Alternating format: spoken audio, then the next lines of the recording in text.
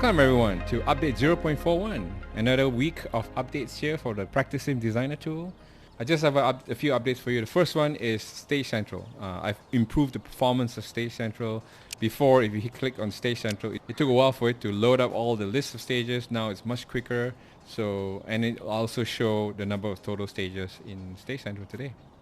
So those are very quick enhancements. If you encounter any problems with Stage Central, please submit feedback again and let me know what you think about it. What else is next? The next thing is the walls.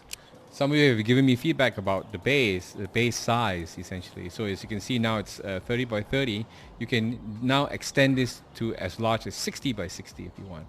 There's some feedback that I got that the stage is not big enough for Steel Challenge or for some of the courses that they have.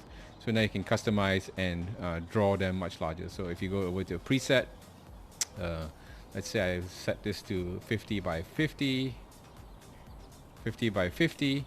And you can see you have a very large bay, and you can see that it goes really wide. The back is open because the setting is show front walls. There we go. There we go. Right. So now you can see this is a 50 by 50 bay. You can create really big ones if you want to, and you can also customize the shape and size of the bays as you drag them across, just as you would before. Yeah. There we go. So those are the enhancements in the base. Another cool feature that I added is a picture-in-picture. Some of you have requested that, it'd be nice if I could see the design of my stage from a top-down while I'm editing it. And so for instance, with a status bar here, now we have an option to turn on picture-in-picture. So if we go over to camera control, and you can say show custom camera in the HUD. So if you click on this, you see now you have a picture-in-picture in the bottom left, and this follows the custom camera. So if let's say if you want a top-down, you just go to fly mode and you go up, and let's say if you select I want to watch it from this point of view, I hit backspace to take a picture. Now the camera is locked. As you can see now, if I drop anything down, and you can see how I can start designing my stage this way, like that. I like that.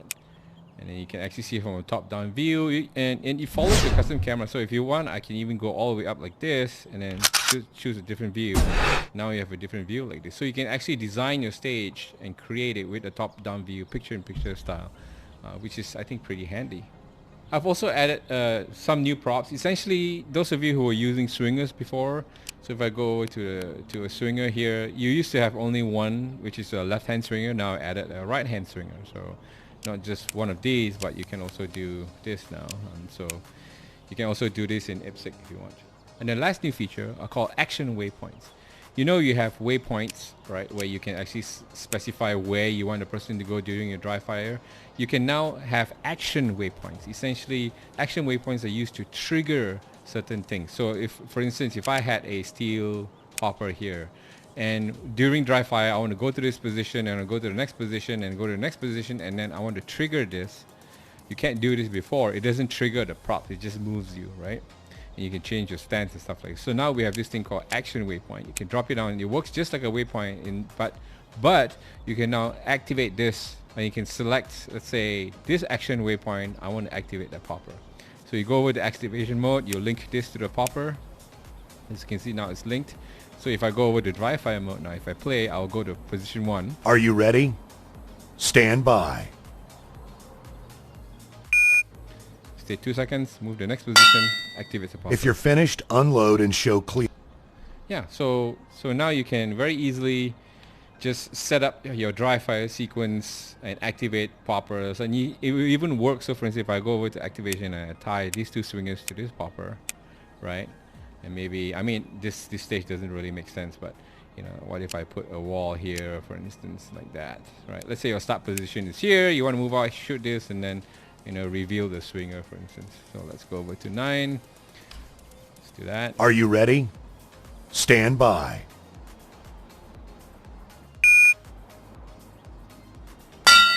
There you go. If you're finished. So yeah, apart from that, there are a bunch of bug fixes with textures and some internal workings of the system, which I've basically fixed now, so it'll be a much smoother experience.